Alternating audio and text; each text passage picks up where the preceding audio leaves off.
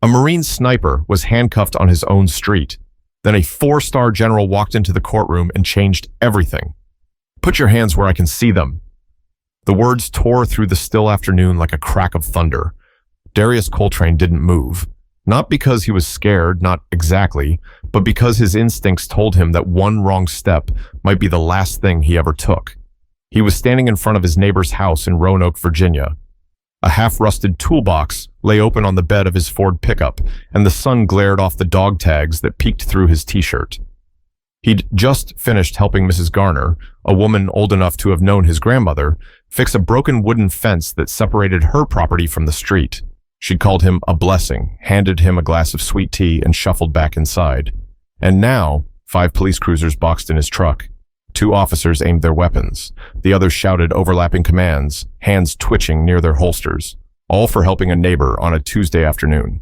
"I'm reaching into my back pocket slowly," Darius said, voice calm but firm, the way they'd trained him to speak in combat zones. "My ID is in my wallet. My name is Darius Coltrane. I'm a Marine." "Drop whatever's in your hands." "I don't have anything in my hands," he replied. He looked down at his palms, dusty from the fence work. No tools, no weapon, just calluses and sweat. But it didn't matter. An officer approached, gun still drawn. Darius saw the tremble in the man's fingers. That was the real danger. "Face the truck, now." He complied, slow and deliberate. Cold metal cuffs clamped around his wrists. He felt them bite into his skin, not because they were tight, but because of what they meant. Someone had called 911 on a suspicious black man with a weapon. The weapon was a hammer. The man was a sniper. "Anything in the vehicle we should know about?" the second officer asked, already opening the passenger door. "Just tools," Darius said. "Any firearms?" "No." They searched it anyway. A small crowd began to gather, mostly neighbors, mostly silent. A few pulled out their phones. He saw Mrs. Garner peeking out through her blinds, mouth open, a hand on her chest. She didn't call, Darius thought. She wouldn't. But someone did. And in that moment, none of it mattered. Not the 2 tours in Afghanistan. Not the medals.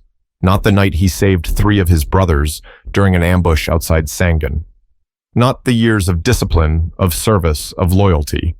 To these officers, he was a suspect first, a man second, a Marine not at all. They didn't see Darius Coltrane. They saw a black man next to a pickup with a toolbox. That was enough. "I served with distinction," Darius said to one of the officers as they sat him on the curb. "I fought for this country." The officer didn't answer. 29 years old, he continued, and this is the second time in my life I've been handcuffed. First time I was in boot camp, wrong place, wrong time, but it was a misunderstanding. This time, I'm not even sure I can call it that. A younger cop stood nearby, shifting on his feet, eyes glued to the sidewalk. Maybe uncomfortable, maybe not. Darius couldn't tell anymore. Finally, a supervisor arrived, a black woman in uniform with sharp eyes and a clipped tone. She asked for his ID. He gave her his wallet. She studied the card for a moment, then looked at him. "You said you're a Marine?" "I was," he said. "Honorable discharge, 2 tours. My CO was Lieutenant Colonel Briggs out of Camp Lejeune." She took a breath, then turned to the officers. "Uncuff him."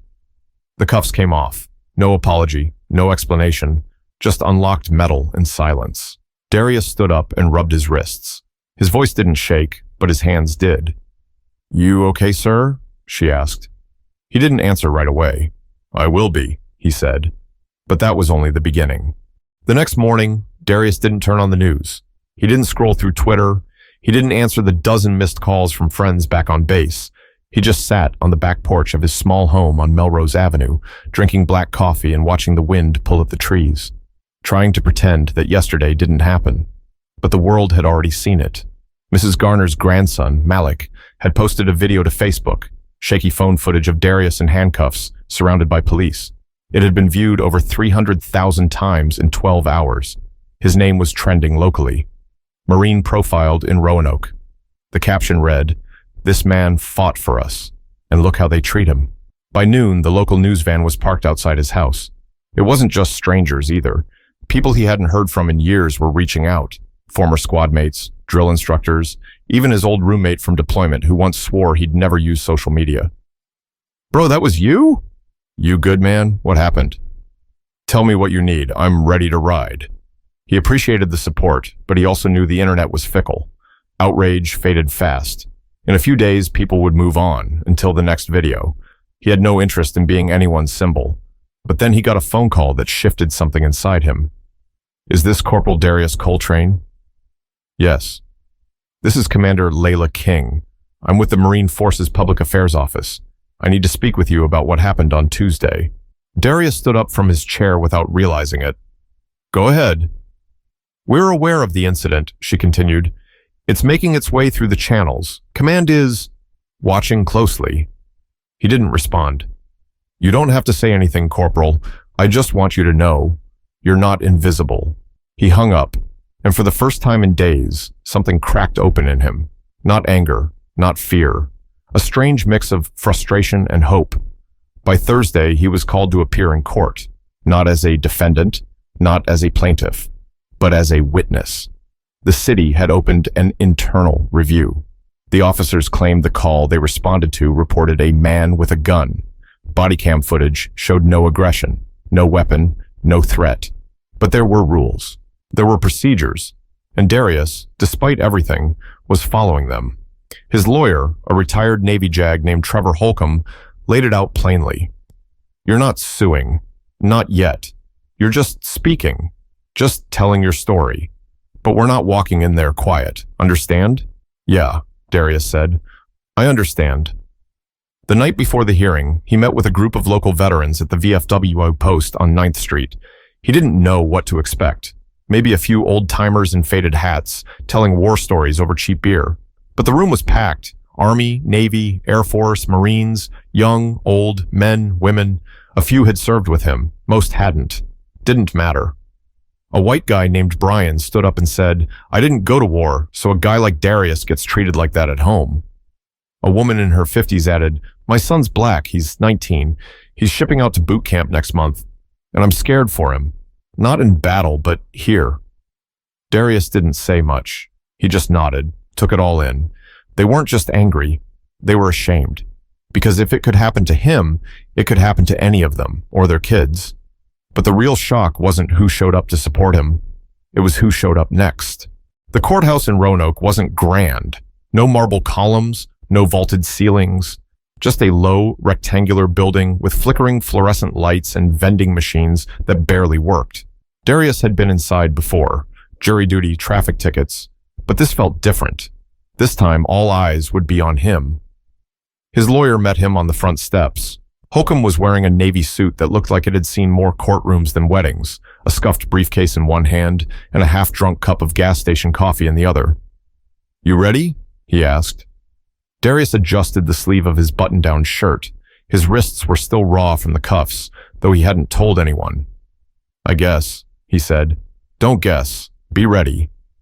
The room wasn't full yet, but the front row was already taken up by a mix of veterans and local residents.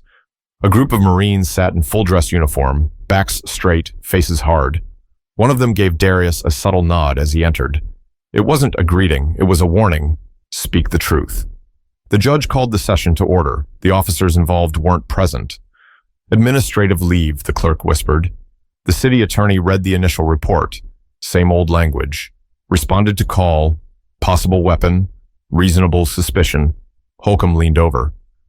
"They're setting up a justification wall." Darius didn't say anything. He just waited for the chance to tell what actually happened. Finally, it came. He was called to the stand. He spoke slowly. "I was helping my neighbor fix a fence. Mrs. Garner, she's 84. I've known her since I was a kid." He looked at the people in the courtroom. Some were nodding. Some were scribbling notes. Others just stared. "I had a hammer and a screwdriver, left them in the bed of my truck. I was heading back to grab a bottle of water when the cruisers pulled up." He described the officer's commands, the confusion, the cuffs. "I identified myself, told them I was a Marine. They didn't care." "And what was your emotional state at that point?" Holcomb asked. Darius took a second. "I was scared," he said, "but not because of what I did, because of what they thought I might do. I've been in combat zones. I've looked through a scope and made decisions that stayed with me. But nothing prepared me for how powerless I felt standing on that sidewalk with my hands in the air. Holcomb let the silence sit for a moment. Why do you think they reacted that way? He asked. You already know, Darius said. Everyone in here knows. They didn't see a veteran. They didn't see a neighbor. They saw a threat. And that had everything to do with what I looked like, and nothing to do with what I was actually doing. The judge didn't flinch. He just looked over his glasses and asked a few procedural questions. Then the assistant city attorney asked to speak. We regret that Mr. Coltrane experienced distress, she said, but our officers were acting under the belief that they were responding to an armed suspect. They followed protocol. Darius stood. Can I respond to that? The judge allowed it. You say they followed protocol, so tell me, how is it protocol to put a man in cuffs without checking his ID? To aim weapons before asking a single question? To treat someone like a criminal first and human second? No one answered. He kept going. I'm not trying to ruin anyone's life. I'm not asking for revenge. But if this is your protocol, something needs to change. Because next time the person might not be as calm or as lucky. But even Darius couldn't have guessed what would happen just a few minutes later. The hearing broke for a short recess. Darius stepped into the hallway with his lawyer. Cameras followed him, but he ignored them. He leaned against the wall near the water fountain, arms crossed, quiet. One reporter called out, Mr. Coltrane, how does it feel knowing your story's going national? He didn't answer. Not because he didn't have thoughts, but because he didn't want to give them a headline. This wasn't about clicks or a trending moment. It was about something older, heavier, something most people didn't want to look at unless it had a camera on it. Inside the courtroom, the judge was preparing for the next portion of the review, statements from witnesses and character references. Holcomb returned from a phone call. There's someone here you didn't expect. Darius raised an eyebrow. Who? You'll see. When the court reconvened, the first to take the stand was Mrs. Garner herself. She needed help stepping up, but the judge gave her time. I've known that boy since he was a child, she said. He's always been kind. Never gave me or this neighborhood any trouble. He built me a ramp after my hip surgery. He fixed my roof when my son moved away. So when I saw him outside last Tuesday, I felt safe, not scared. Her voice cracked. You want to know what scared me? The way those officers looked at him, like he was disposable, like he didn't belong here. She stepped down slowly, assisted by a court officer. Then came Sergeant Alex Duran, retired Marine, silver-haired, eyes like steel. He had served alongside Darius in Afghanistan. Coltrane saved my life. That's not hyperbole. That's fact. He paused. We were on a recon mission, early morning. I got hit. Fragmentation from an IED. Blood everywhere. I blacked out. Next thing I knew, we were back at camp. I found out later he carried me over a mile under sniper fire. He looked straight at the city attorney's table. That's who you put in handcuffs. More followed, old teachers, a fellow sniper who flew in from Texas, even a local pastor who said Darius had volunteered at his food pantry. Each person chipped away at the image the officers had painted. But Darius sat still, emotion held in check. Not because he wasn't moved, but because his mind had returned to a moment from 5 years earlier, Helmand Province. It was just before dawn. A boy, maybe 12, had wandered into the kill zone. Darius had seen him through the scope and shouted into his comms to call off the strike. The boy's arms were full of goatskin bags. The others thought it was a setup. Darius trusted his gut. He'd been right. The bags were full of water. He took heat for that call. But saving the kid was worth it. He thought about that kid now, about how someone back in the States might have seen him as a threat too, just based on where he was, how he looked, what he carried. That wasn't a war zone problem. That was a human problem. The judge cleared his throat. We will now hear from a final witness, one who has asked to speak outside the scheduled proceedings. Heads turned. The bailiff opened the courtroom doors, and the sound of boots on tile changed the room completely. The room didn't go silent. It froze. As the tall figure stepped through the door, the whisper stopped mid-breath. Shoes scuffed, chairs creaked, but no one spoke. Everyone knew exactly who he was, even before the clerk said his name. General Raymond Ellison, United States Marine Corps. 4-star general, 40 years of service, served under 4 presidents, a man who rarely appeared in public without a reason, and he just walked into a local courthouse in Roanoke, Virginia, without a press crew or a press release. Holcomb whispered under his breath, "They sent him?" Darius didn't say anything. His hands were flat on his lap, knuckles tight. The general wore his dress blues, metals glinting, jaw locked. He didn't look left or right, just walked straight to the bench and asked the judge for permission to speak. The judge, surprised but composed, allowed it. Ellison turned to face the courtroom. "I wasn't scheduled to be here today," he began, "but I came of my own accord, because this isn't just a local matter. This is personal. This is national." He looked at Darius. "I've never met Corporal Darius Coltrane before this moment, but I know men like him. I've led men like him. I've buried men like him." He paused. Not for drama, but because you could feel the weight of every word he was choosing carefully. This man served with distinction. He completed missions under pressure most civilians can't imagine. And yet, in his own neighborhood, doing a favor for an elderly neighbor, he was treated like an enemy. He turned toward the city's legal team. "I came to say this, not as a general, but as an American. This is not how we treat our own. This is not how we repay service. This is not how we respect sacrifice." The courtroom was silent. Not because people were afraid to speak, but because they didn't want to interrupt. No judge's gavel could have held the room the way Ellison's presence did. He continued, "When I joined the Corps in 1982, we still had racism baked into our barracks. We've made progress. But progress without accountability is just decoration. It doesn't fix anything. And when a Marine can't walk free in the country he bled for, then we haven't done enough." A soft murmur ran through the courtroom. People looked at each other. Some shook their heads. Others wiped at their faces. Then Ellison looked at Darius again. "I apologize," he said, "on behalf of every institution that failed to protect you when you were back on U.S. soil. You deserved better." The judge gave him a slight nod. "Thank you, General." Ellison stepped down and exited the courtroom. No words, no statements to the press, just boots on tile again. Darius felt the room shift. Not because Ellison had yelled or demanded anything, but because finally, someone with power had said what needed to be said. No excuse, no middle ground, just the truth. And truth carries a different kind of weight when it comes from someone who's been carrying a flag for 4 decades. As the judge called for a final recess, Holcomb leaned over. "I've been in law 32 years, he said. "Never seen that happen, not once." "Why did he do it?" Darius asked. Holcomb gave a small shrug. "Maybe he saw himself in you." But what Darius didn't know was that the apology was just the beginning of what would come next. When the final session resumed that afternoon, there were twice as many people in the room. Word had spread, quickly. The general's appearance had lit a fire. Veterans who hadn't shown up in the morning were now lining the hallway, standing room only. Journalists scrambled for seating. Even the mayor had quietly taken a seat in the back. But Darius wasn't looking for applause or headlines.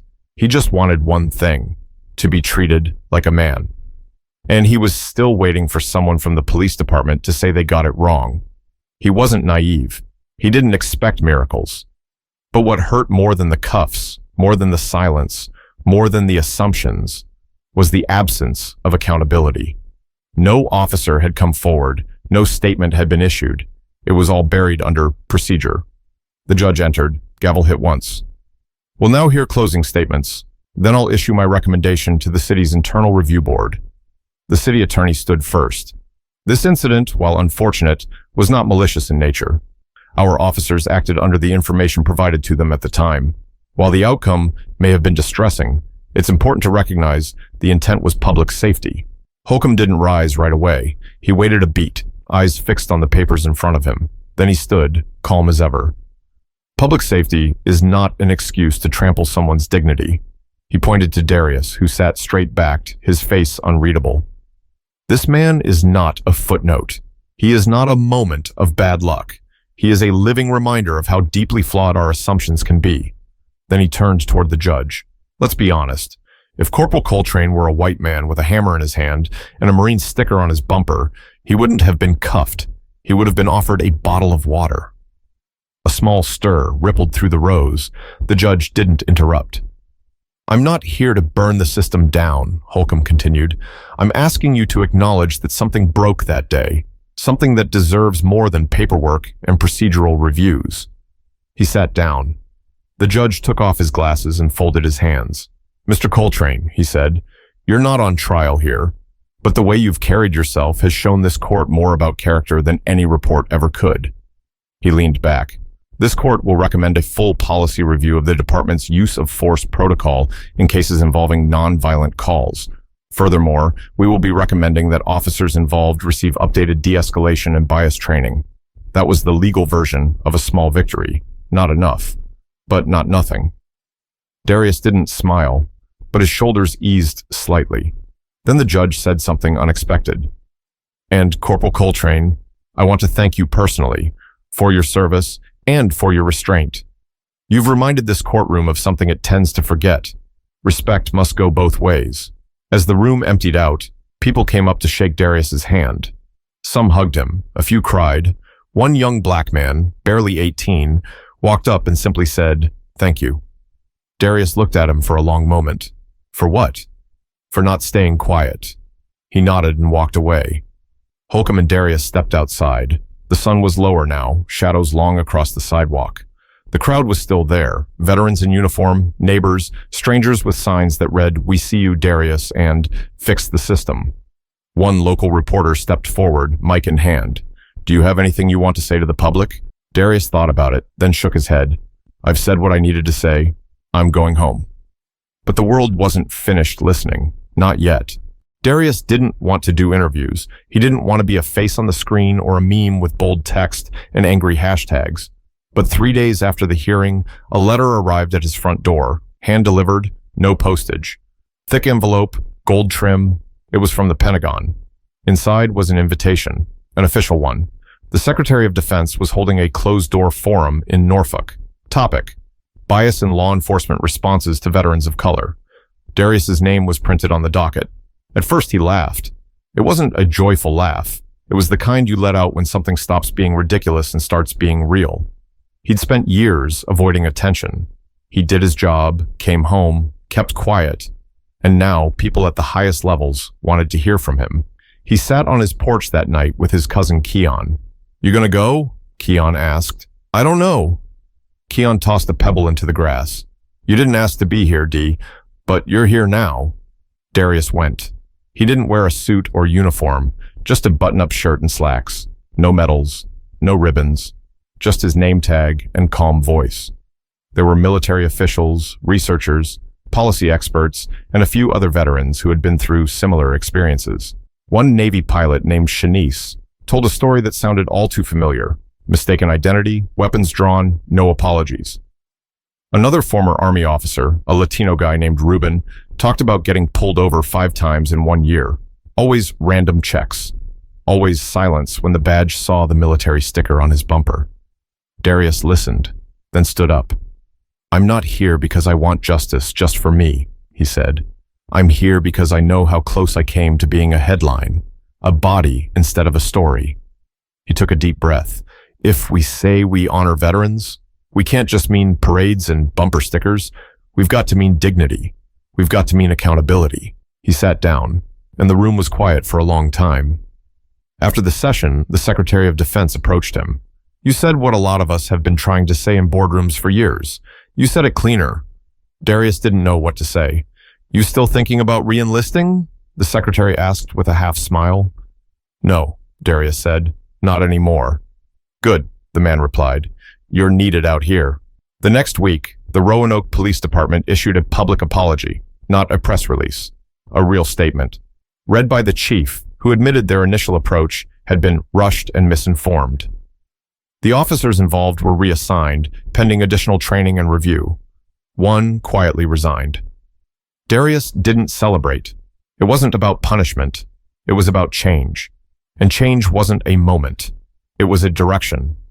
Back in Roanoke, life didn't go back to normal. It shifted. Mrs. Garner's fence was repaired and painted now by volunteers from the local vet center.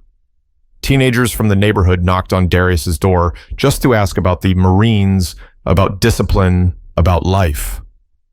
Even the younger officers at the station started showing up to community meetings, trying, some clumsily, some honestly, to rebuild trust. It didn't fix everything, but it was a start. One afternoon, Keon asked him, "If you could go back to that day, would you change anything?" Darius thought for a long moment. "No," he said, "because I didn't start this, but I finished what I could." But the lesson wasn't just for them. It was for everyone watching. Months passed. The headlines faded. The noise died down. People moved on, the way people do. But some things stuck. Darius still got stopped sometimes, not by cops, but by strangers in parking lots and at grocery stores. "You're the Marine from the news, right?" He'd nod, maybe shake a hand, then keep walking. He didn't crave the spotlight, but he understood now. It wasn't about craving it. It was about carrying it, not for himself, but for the next kid who wouldn't have a 4-star general to walk into the courtroom for them. He didn't ask to become a symbol, but the moment picked him, and instead of ducking, he stood up. One evening, while leaving a community outreach event at the local high school, he noticed someone waiting by his truck, a uniformed officer. Darius tensed up for half a second. Old reflex, but this officer looked young, nervous, no weapon drawn, just a notepad in his hand and a crease in his forehead that looked more like shame than suspicion. "Corporal Coltrane?" he asked. "Yeah. My name's Officer Green. I'm new to the department. I just wanted to say, I've read your case file a dozen times in training. They use it now to show us what not to do. I wanted you to know that." Darius looked at the kid, 19, 20 maybe. He offered his hand. Green shook it fast, like it burned him to hold on too long. Then he walked off. That moment stuck with Darius longer than any courtroom speech, because change isn't always a roar. Sometimes it's a whisper, a handshake, a scared rookie trying to be better than the last guy. Weeks later, Darius got a letter. No postage again. It was from General Ellison. Just a short note. "You reminded me why I joined in the first place. Don't stop. We still need you. Ellison." He kept it folded in his wallet, right next to his military ID, and the receipt from the day he bought the hammer. On Memorial Day, he was invited to speak at the city's annual remembrance ceremony. He hadn't planned to. He didn't like speeches, didn't want to be that guy. But he went. He stood behind the podium, the sun heavy on his shoulders, flags waving behind him. He looked out at the crowd, families, soldiers, teenagers in ROTC uniforms, old veterans in folding chairs. He cleared his throat. "When I was overseas," he began, "we had a saying, we fight for the guy next to us." He paused. "That doesn't stop when we come home. It shouldn't. And if we say we honor sacrifice, we have to make sure that sacrifice means something. That the people who come back aren't treated like strangers, like suspects, like threats." He looked straight ahead. "You don't get to call us heroes on Monday and profile us on Tuesday." A few claps, then more, until the whole place stood, not for the speech, for the truth. Afterward, a local high school teacher approached him with her students. "Would you come speak to them? Maybe talk about leadership?" He agreed. Then another invite came, and another, and before long, Darius Coltrane wasn't just the guy from the video anymore. He was a voice, a mentor, a reminder that dignity isn't given, it's demanded, that silence is dangerous, and that sometimes the fight doesn't end when the uniform comes off. So what's the lesson? It's this. Your skin shouldn't cancel out your service. Your silence shouldn't be the cost of your safety, and your humanity shouldn't be negotiable. We don't just owe our veterans respect. We owe them fairness, not for a headline, not for politics, but because it's right. If you felt this story, share it, talk about it, teach it, because the more people know what happened to Darius, the less likely it is to happen to someone else. And maybe, just maybe, one less hero gets cuffed for being in the wrong place with the wrong skin.